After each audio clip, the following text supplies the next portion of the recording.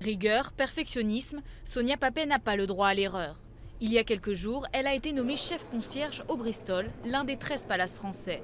Une première pour une femme dans cet établissement prestigieux.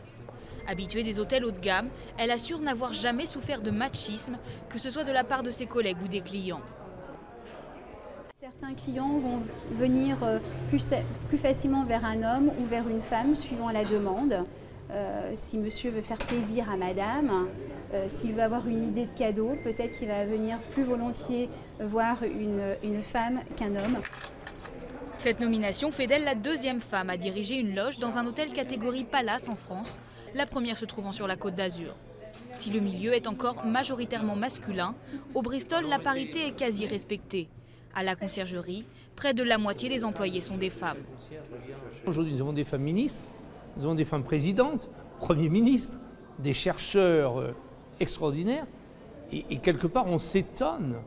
Donc c'est un milieu qui est resté sur un certain mode de fonctionnement. Un choix favorablement accueilli par la clientèle. Moi aussi, je suis une femme et je suis très heureuse de voir que nous avons désormais des droits dans notre société. Au Scribe, hôtel de luxe qui n'est pas classé Palace, le chef concierge est également une femme. Bonjour, l'hôtel Scribe à l'appareil. Je voulais savoir si vous aviez en vente de la boisson énergisante sans gluten, s'il vous plaît. Depuis 1999, Emmanuelle Ordequin est à la tête de la conciergerie au Scribe.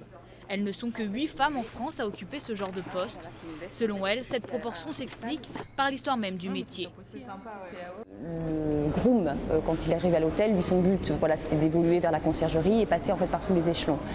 Chasseur, bagagiste, voiturier, il pouvait après prétendre à entrer dans la loge et être concierge.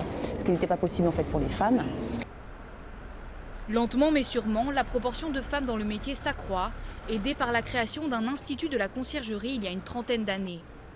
Ce milieu ne leur est donc plus fermé à clé.